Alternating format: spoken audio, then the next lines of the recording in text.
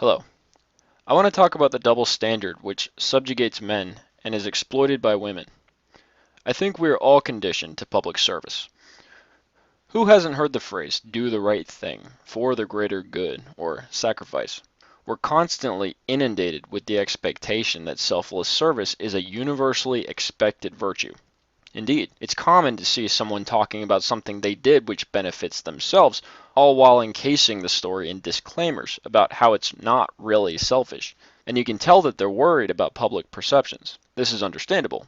Here's the thing though. Public perceptions can create false realities.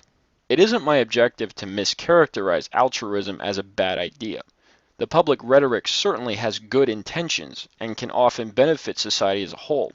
What I think this narrative has created is a sense that selfishness is necessarily an evil thing. The conversation is one-sided. Say I want to become wealthy. I have to automatically talk about how I'm trying to feed my family, or I just want to help the poor, or something like that. See, if I get the money, I'll do a better job with it, as if I'm applying for a public welfare distribution grant or something. Fuck that mess. I want to be rich, so I can do what I want to do with what I have for me. So I'm thinking. But I can't say that.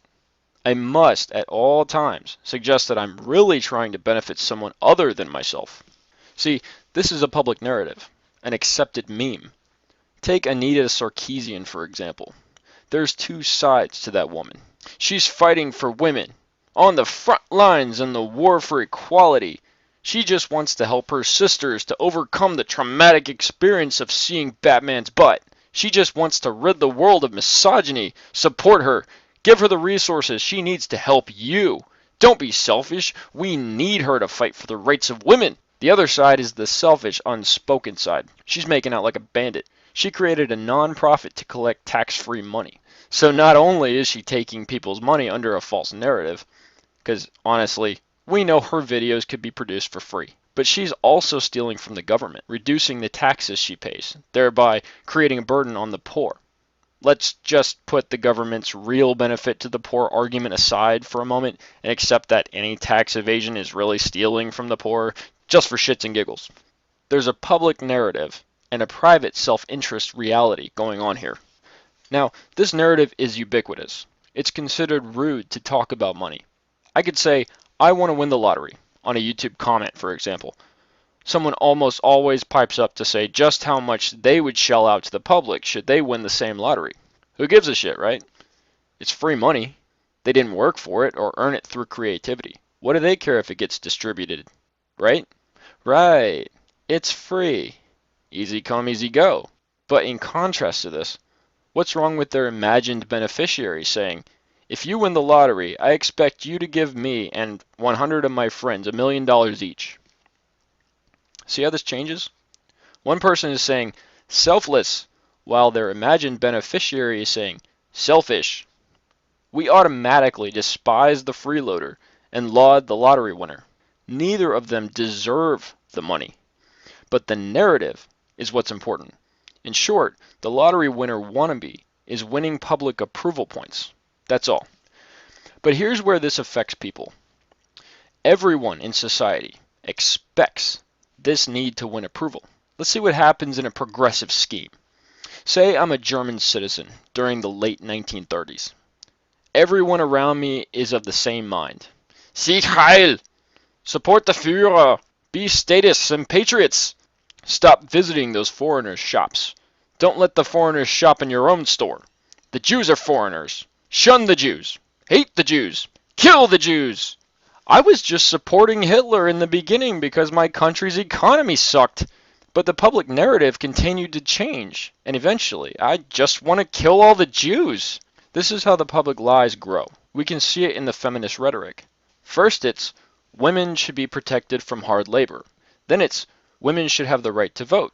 Then it's, women should not have to go fight. Then it's, women should be granted money and special hiring quotas. Then it's, women should have exclusive right to complain publicly while restricting any counter language. Then it's, women's cries of rape should automatically lead to a prison sentence for the accused man. The public narrative is what I think Joseph Goebbels meant when he said, tell a big enough lie, long enough, and it becomes the truth. Now, How does this become a double standard? All people are fundamentally self-serving. No, I'm not going to accept your prison sentence for stabbing your own young child, okay? I'm self-serving, just like you. I want for me, and you want for you. The sexes have different and maybe even opposite expectations from society. Men and boys are expected to be bastions of strength. We're expected to fix our own problems and deal with life without help. We're expected to mold to a particular mode of behavior, pattern of thought, and code of action. We're expected to earn money, follow after the carrots society offers as if our lives depended on them, and never complain, to be stoic. Women are expected to be the exact opposite of this. Women are to be expressive, pursue niceties and frivolous things like clothes and shoes, look a certain way. And most of all, women are expected to be dependent. Notice I said expected. I didn't say required. To be expected to be something is a norm or stereotype. For example, white people are expected to be racist sociopaths and bad dancers. Black people are expected to be rioting thugs and loud. Hispanics are expected to be poor, probably illegal, and Spanish speaking. Israelis are expected to be lying con artists and thieves. And Asians are expected to be uncreative. These are all stereotypes. And yes, I only listed the negative stereotypes because, well, fuck it. I don't know. It's more fun, I guess. Anyway, of course, these stereotypes are bullshit. Every one of us knows at least 20 people who don't fit this model. And the same goes with women. They constantly complain that they're required to be a size 2, perpetually 17 years old, and adorable. No, they aren't. Nobody requires this. But they sure as shit can create a narrative out of this lie. The Ban Bossy campaign, the Like a Girl campaign, the slut walk shit. All these public spectacles are based on a narrative that society requires women to be a certain way. But men are different. Men aren't creating any narratives. We aren't exploiting a societal expectation, but we are subject to it. When we sin against the general expectation, we are shamed into line. When women sin against the general expectation, they're applauded for being an individual. There's a double standard here. Imagine men marching down the street of Washington, D.C. with banners that read, "I demand public funds unaccessible to women," or "Up with deadbeat dads," "Down with the nuclear family," or "Where's my traditionally white male college?" or "Tell your boobs to stop tempting me. Rape happens." Men could never get away with this. Why? Because there is a blatant double standard. Here's an analogy to explain this. Imagine an ocean. Societal expectations are the waterline. Women are in boats and men are swimming. Because, lifeboats for women, right? Titanic, anyone? Anyway, as an analogy, imagine women who are in their boats demand bigger boats because they're experiencing too much movement from the male swimmers. So they get bigger boats. Now, imagine men trying to hold on to the boats because they're tired of swimming. They're immediately pushed down below the surface and shamed. Now, a man voluntarily goes underwater. When he comes up, he's applauded and called a hero, a real man, a man's man. That guy went underwater and caused less movement on the boats so the women are more comfortable. What a great guy. This is what I think is happening. Men are expected to conform to a standard expectation, and we try to.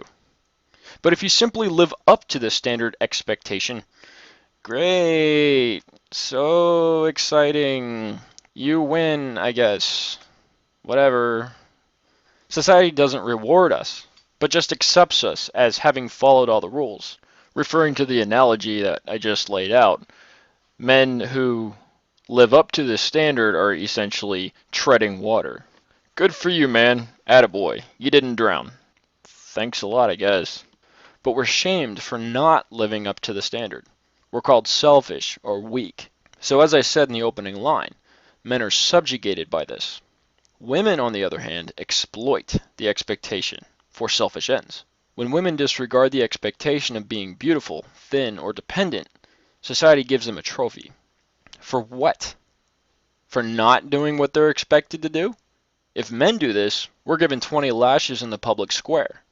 It really is quite impressive how women have manipulated the system to their own benefit. Kudos to them for being so sly, I guess. I mean, think about it. Women have taken the privilege they've obtained through decades of bitching and doubled down, and the dividends just keep rolling in. It's actually an impressive business model if you think about it. Now, men going their own way are dealing with this double standard.